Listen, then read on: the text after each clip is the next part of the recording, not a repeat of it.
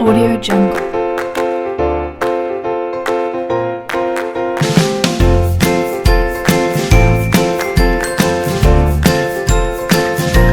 Audio Jungle.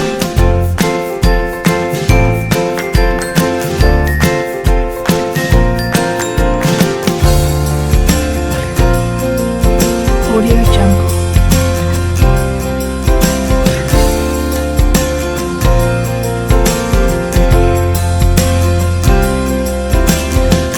Audio Jungle. Oke, assalamualaikum warahmatullahi wabarakatuh. Waalaikumsalam warahmatullahi wabarakatuh. Ya, anak-anak ibu semua, bagaimana kabar hari ini? Alhamdulillah baik, Bu. Ya, hari ini siapa saja yang tidak masuk? Mawar, Mawar. Terus siapa lagi? Joko. Joko. Kenapa itu Mawar dan Joko? Mawar izin, Mawar izin. Joko sakit, Joko sakit. Sakit apa? sakit demam. Ya, kita doain semuanya ya, semoga Joko bisa cepat sembuh ya. Amin. Oke anak-anak, sebelum kita memulai pembelajaran bimbingan konseling pada hari ini, alangkah lebih baiknya kita berdoa terlebih dahulu ya. Ya. Ratna silakan memimpin doanya. Teman-teman, sebelum kita mulai belajar, kita berdoa. Berdoa dimulai.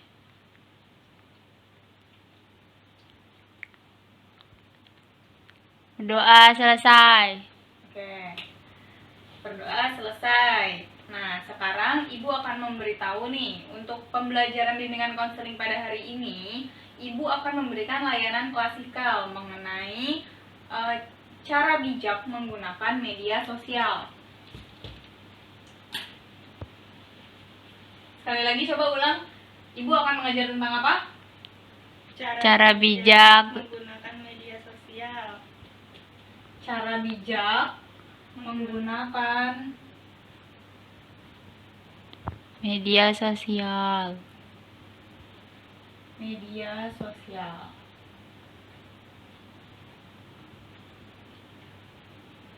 Oke.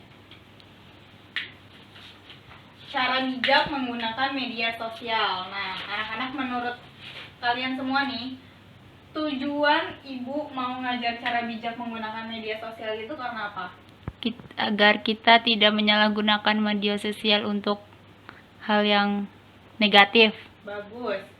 Salah satu tujuan Ibu mau mengajar dan menjelaskan mengenai cara bijak menggunakan media sosial seperti yang Ratna sampaikan tadi, untuk kita terhindar dari penggunaan media sosial yang negatif.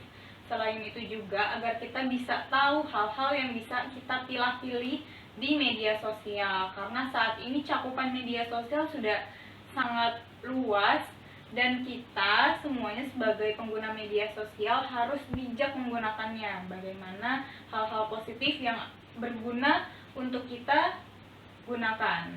Paham anak-anak? Paham, Bu. Oke. Sebelum kita memulai lebih jauh lagi nih, kan kita membahas mengenai media sosial. Nah, sekarang Ibu mau ice breaking terlebih dahulu. Jadi, Ibu akan menyiapkan beberapa gambar. Nanti saat Ibu memberikan gambarnya, kalian bertugas untuk mendeskripsikan gambar tersebut. Paham? Paham. Oke, Ibu akan memberikan ya. Oke, semua gambarnya sudah Ibu berikan masing-masing ya. Sekarang Ibu hanya minta 2 orang saja yang akan Ibu tunjuk untuk mendeskripsikan gambar yang sudah Ibu berikan kepada kalian. Gambar yang Ibu berikan tentunya adalah gambar dari salah satu contoh media sosial. Oke? Ya. Oke, sekarang yang pertama, Askia, silakan dibuka gambarnya. Sudah dibuka gambarnya, Askia? Sudah. Gambar apa yang Askia dapatkan? Instagram. Oke, sekarang silakan Askia jelaskan mengenai Instagram itu untuk apa? Untuk share-share foto, Bu. Oke, untuk share-share foto. Terus selain itu kalau di Instagram bisa ngapain lagi sih? Bisa buat komunikasi juga, Bu. Share-nya bukan foto aja ya, selain itu juga ada video-video yang bisa di-share. Tapi kegunaan sebagian besar secara keseluruhan penggunaan Instagram berarti untuk memposting foto dan Video. Oke, terima kasih Askia. Selanjutnya, silakan Ratna dibuka gambarnya. WhatsApp, Bu. WhatsApp. Oke, silakan Ratna deskripsikan mengenai media sosial WhatsApp. WhatsApp itu biasanya buat komunikasi buat sama teman-teman, Bu. Baik, sekarang ini, di era sekarang ini, yang sebelumnya kita komunikasi menggunakan telepon rumah, terus beralih menjadi SMS dan telepon, sekarang sebagian besar dan hampir secara keseluruhan menggunakan WhatsApp. Jadi WhatsApp itu hampir menjadi pengganti seluruh jaringan komunikasi untuk pesan dan Telepon. Oke, terima kasih Ratna. Kiranya cukup 2 orang dulu ya ice breakingnya. Ya, Bu. Oke, sekarang selanjutnya adalah Ibu ingin menanyakan semuanya apakah sudah siap untuk memulai pembelajaran? Sudah. Oke, nah sekarang Ibu akan menampilkan PowerPoint ya. Oke, selanjutnya anak-anak silakan memperhatikan PowerPoint yang akan Ibu tampilkan di sebelah sini ya.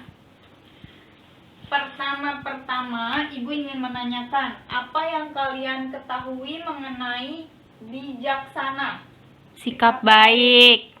Menurut kalian bijaksana itu adalah sikap baik? Iya, Bu. Oke, Ibu akan menjelaskan ya mengenai apa itu bijaksana. Bijaksana itu adalah salah satu sikap positif yang dimiliki oleh seorang yang bersikap adil dan mempunyai tujuan yang jelas akan tindakan yang akan dia lakukan. Jadi seseorang yang bijak tentunya adalah orang yang melakukan sesuatu tetapi dia tahu akan apa yang dia lakukan dan tujuan yang akan dia capai, seperti itu. Dapat dipahami anak-anak? Dapat, bisa. Nah, kan kita membahas cara bijak menggunakan media sosial. Tadi kita sudah membahas mengenai bijak. Nah, sekarang Ibu ingin bertanya, apa itu media sosial? Nah, menurut kalian, apa itu media sosial? Media sosial itu alat untuk bersosialisasi online, Bu.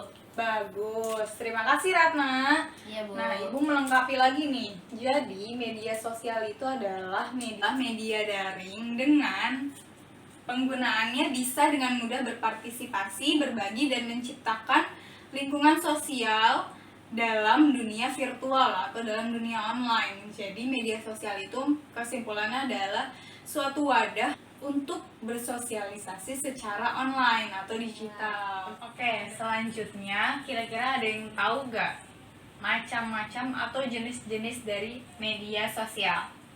Tahu. Ya, silakan Ratna, apa? Instagram. Terus? WhatsApp. Oke, terima kasih Ratna. Ya. Jadi Ibu akan meluruskan atau menambahkan dari Ratna. Jadi Instagram dan WhatsApp ini masuk ke dalam kategori atau salah satu jenis dari media sosial, Ratna. Jadi sebenarnya jenis-jenis dari media sosial itu yang pertama adalah social networking. Social networking itu contohnya Instagram, YouTube, Facebook, WhatsApp, Line, Twitter itu adalah contoh-contoh dari social networking. Seperti itu. Jadi yang saya sebutkan tadi itu kan alat komunikasi secara online, seperti itu kan. Yang kedua ada komunitas online forum seperti contohnya kaskus.id. Terus yang kedua Brainly. Anak-anak pasti tahu kan Brainly, kalau nyari tugas-tugas atau PR-PR pasti di Brainly. Iya, Bu. Yang ketiga, yang terakhir itu situs blog. Jadi itu adalah tempat untuk membuat blog. Anak-anak paham? Paham. Oke, selanjutnya kita akan membahas mengenai apa saja dampak positif dan negatif dari media sosial. Nah, media sosial ini kan tentunya ada dampak positif dan ada dampak negatifnya.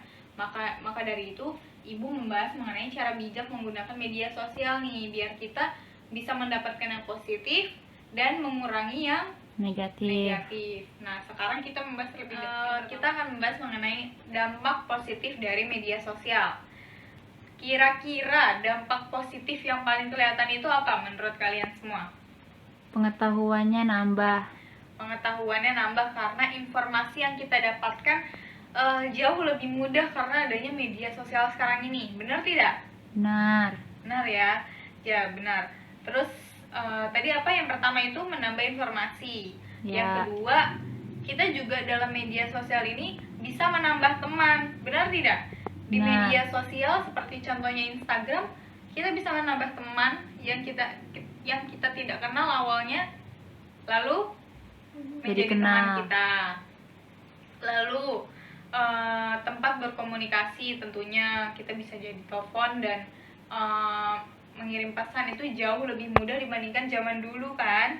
Lalu selanjutnya bisa menjadi wadah untuk tempat berbagi atau sharing mengenai apapun yang kita ketahui atau yang mau kita bagikan. Nah, jadi maksudnya tempat berbagi ini kita bisa memposting sesuatu atau informasi-informasi baru atau foto-foto atau video yang mau kita posting atau yang mau kita share, seperti itu. Lalu ya selanjutnya berpengetahuan luas seperti yang disampaikan oleh Ratna tadi, menambah informasi karena kita berpengetahuan luas tentunya karena mendapatkan banyak informasi, seperti itu kan. Ya. Lalu selanjutnya apa? Tempat beropini. Tempat beropini itu maksudnya tempat kita bisa memberikan pendapat-pendapat kita di media sosial mengenai suatu hal, mengenai suatu topik, atau sama saja masuk ke poin tempat berbagi atau memposting, membagikan hal-hal yang ingin kita bagikan. Nah, pada poin ini kita ingin memposting atau membagikan mengenai opini atau pendapat kita. Lalu yang terakhir adalah menjadi diri sendiri. Dampak positifnya adalah kita bisa mengekspresikan diri kita sendiri nih mengenai bagaimana sih diri kita, apa yang ingin kita posting di media sosial, seperti itu. Apakah paham semuanya? Paham. Oke, selanjutnya ada dampak positif, lalu ada dampak negatif. Nah, dampak negatifnya menurut anak-anak semua yang paling kelihatan itu apa? Bisa kecanduan. Bisa kecanduan, bener. Ini dampak yang paling sering ditemuin di kalangan anak-anak semua nih. Adanya media sosial, kita jadi sering main gadget dan menggunakannya berlebihan sampai akhirnya kecanduan. Maksudnya kecanduan, kita terus-terusan main handphone padahal masih banyak kegiatan-kegiatan lainnya yang harus kita lakukan. Lalu dampak lainnya adalah penyebaran hoax semakin banyak dan semakin meningkat. Adanya media sosial dan informasi-informasi yang sering kita dapatkan, tidak semuanya informasi yang kita dapatkan itu adalah informasi yang real atau informasi yang benar. Tapi banyak sekali informasi-informasi yang kita dapatkan itu adalah berita hoax. Jadi baiknya adalah kita bisa lebih memilah-milih informasi mana yang benar dan mana yang bersifat hoax. Lalu yang kedua, banyaknya akun cloning. Maksudnya akun cloning itu adalah akun yang penipuan. Jadi dia banyak akun-akun palsu yang memanfaatkan media sosial untuk demi keuntungan pribadi karena menipu banyak orang. Lalu selanjutnya adalah banyak mata-mata. Maksudnya gini, banyaknya mata-mata itu contohnya kita di media sosial ini kita tidak bisa menahan siapapun yang ingin melihat beranda kita atau apa yang kita posting. Jadi siapapun bisa melihat dan bisa mengetahui hal-hal yang kita lakukan. Jadi maksudnya mata-mata di sini adalah bisa melihat akun kita, apa yang kita posting dan apa yang kita share, seperti itu. Lalu yang keempat itu kecanduan, seperti yang tadi disampaikan oleh Askia. Nah, yang terakhir adalah munculnya tindak kejahatan. Seperti contohnya gini. Kita memposting, kita ingin pergi ke kita ingin pulang kampung, kita posting menuju Solo. Lalu ada yang melihat postingan kita dan tahu kalau rumah kita ini sedang kosong. Dia memanfaatkan status kita ini untuk kepentingannya agar dia tahu kalau kondisi rumah kita lagi kosong, dan akhirnya dia melakukan tindak kejahatan. Apa kira-kira? Mencuri. mencuri, maling di rumah. Itu kan suatu tindakan yang bermula dari media Sosial. sosial seperti itu. Sampai sini anak-anak paham tidak? Paham. Oke, selanjutnya yang terakhir. Lalu bagaimana solusi agar kita terhindar dari dampak negatif tersebut? Atau pertanyaan lainnya, bagaimana cara bijak menggunakan media sosial? Ada yang tahu? Enggak. Oke, Ibu jelaskan lagi ya. Jadi, cara bijak agar kita menggunakan media sosial dengan baik adalah yang pertama, filter pertemanan.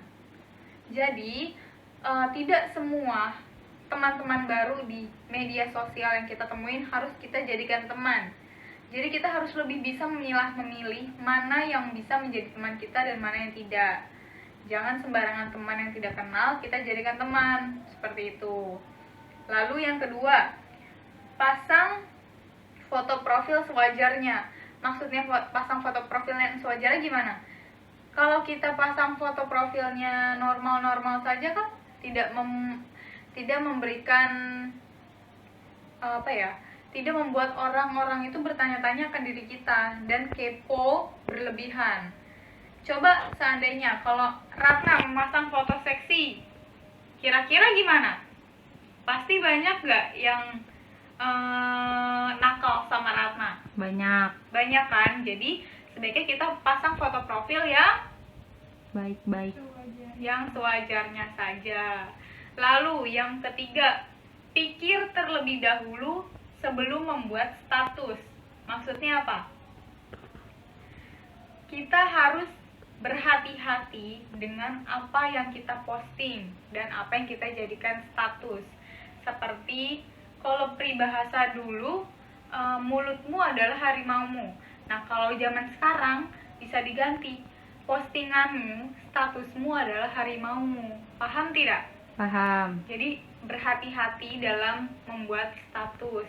Jangan membuat status yang menyinggung perasaan orang lain, ras, agama, itu jangan sampai dilakukan.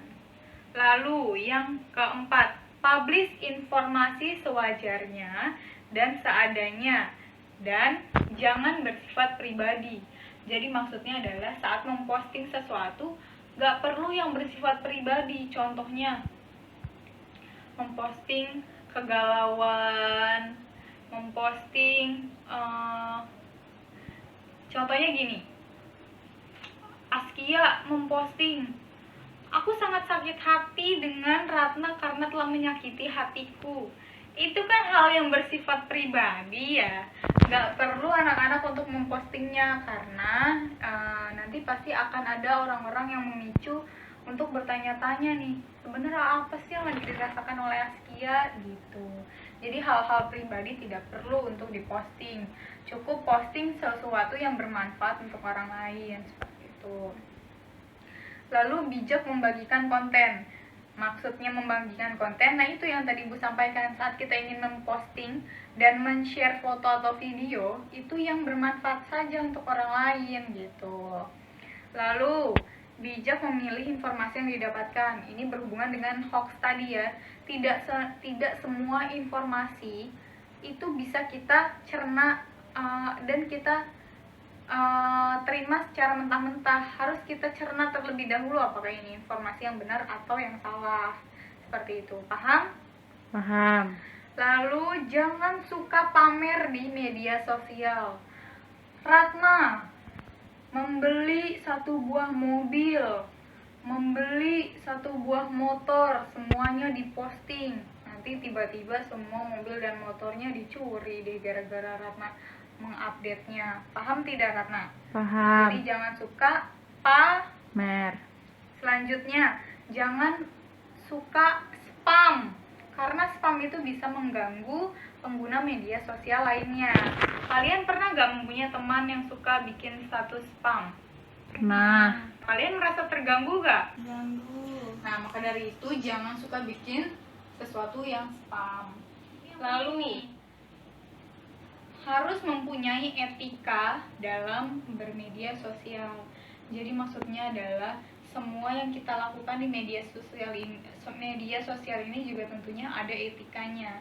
Kita harus mempunyai etika yang baik, yang sopan dan santun di media sosial seperti itu, agar pengguna media sosialnya juga baik sama kita. Yang terakhir, interaksi seperlunya saja, nggak usah berlebihan karena itu bisa memicu hal-hal yang tidak diinginkan. Sampai sini paham anak-anak? Paham. Oke, sampai sini apakah ada yang ingin ditanyakan? Ada. Oke, silakan Askia. Silakan bertanya. Bu, sebenarnya media sosial di zaman sekarang penting gak sih? Maksudnya Askia, penting gak sih kita mempunyai media sosial di zaman sekarang? Seperti Iya, itu. Bu. Oke, menurut Ibu sangat-sangat penting mempunyai media sosial di zaman sekarang. Terlebih lagi kita sudah berada di zaman 4.0 atau zaman dimana semuanya beralih menggunakan media sosial dan teknologi-teknologi terbaru. Nah, apabila kita tidak mempunyai media sosial, tentunya kita akan ketinggalan zaman dan biasa disebut dengan gaptek. Nah, itu akan sangat menghambat kehidupan kita di zaman sekarang yang semuanya serba menggunakan teknologi dan media sosial. Apakah jawaban Ibu bisa dipahami, Askia? Bisa.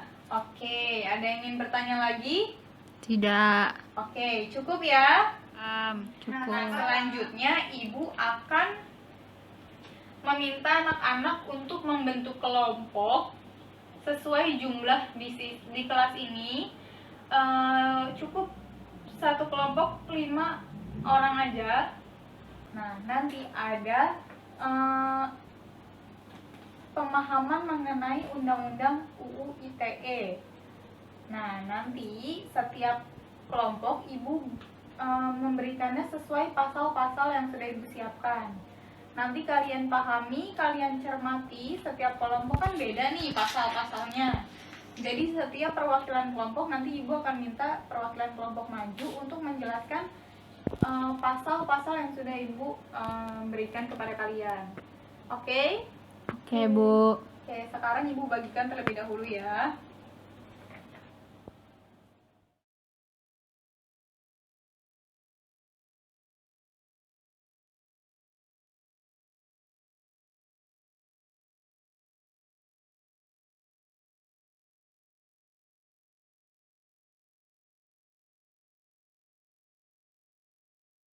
Sekarang waktunya perwakilan kelompok maju ke depan. Pertama mengenai pasal 27, Bu. Pasal 27 itu intinya dia melarang untuk mendistribusikan, mentransmisikan, membuat data diaksesnya informasi elektronik atau dokumen elektronik. Jadi seperti asusila, perjudian, pencemaran nama baik, dan pemerasan atau pengancaman. Baik, terima kasih. Selanjutnya kelompok 2. Kelompok 2 mengenai berita bohong, Bu. Jadi siapapun yang memberikan berita bohong itu akan mendapatkan pidana, Bu. Baik kepada konsumen, suku, agama, dan sara. Lalu pasal 29 mengenai ancaman kekerasan dan menakut-nakuti. Pasal 30 mengakses sistem elektronik milik orang lain. Jadi siapapun yang menjadi hacker dan menggunakan elektronik orang lain dengan cara apapun itu bisa mendapatkan pidana juga, Bu. Baik, selanjutnya adalah yang kelompok 3. Kalau kelompok 3 ini, Bu, melakukan intersepsi atau penyadapan. Jadi siapapun yang menyadap handphone orang lain atau media sosial orang lain, dia akan mendapatkan pidana juga, Bu. Baik, selanjutnya kelompok 4. Kalau kelompok 4, larangan perubahan informasi elektronik atau dokumen elektronik, Bu. Jadi yang melakukan pengubahan, pengerusakan, dan memindahkan serta menyembunyikan media sosial atau dokumen-dokumen dan informasi elektronik itu dapat mendapatkan pidana juga, Bu. Lalu pasal 33 mengganggu sistem elektronik, Bu. Baik, yang terakhir kelompok 5. Yang kelompok 5 pasal 34, Bu.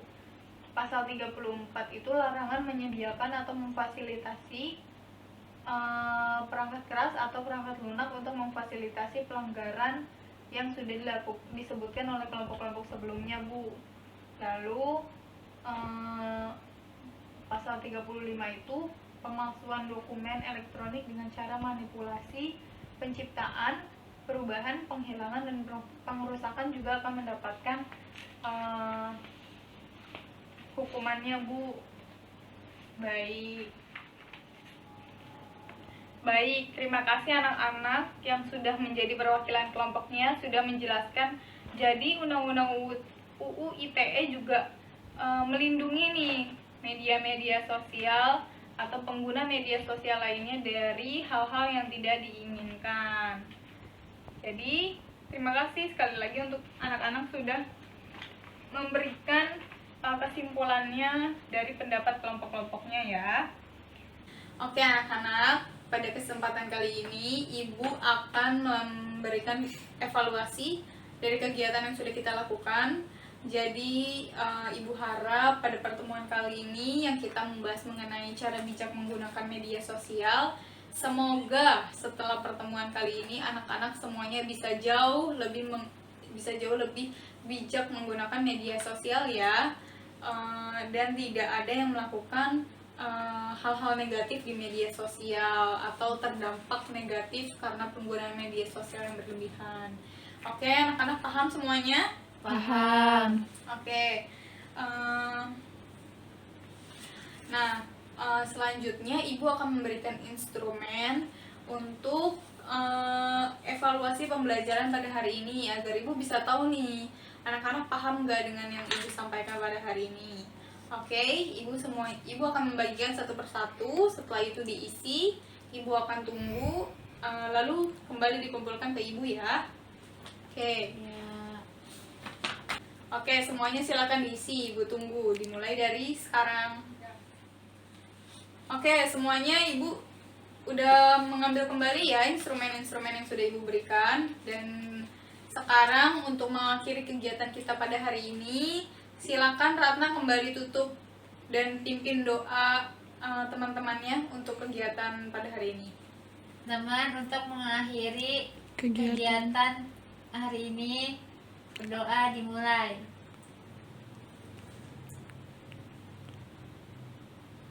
Doa selesai. Oke, terima kasih anak-anak. Ibu sangat mengucapkan banyak terima kasih karena telah berpartisipasi pada kegiatan pada hari ini.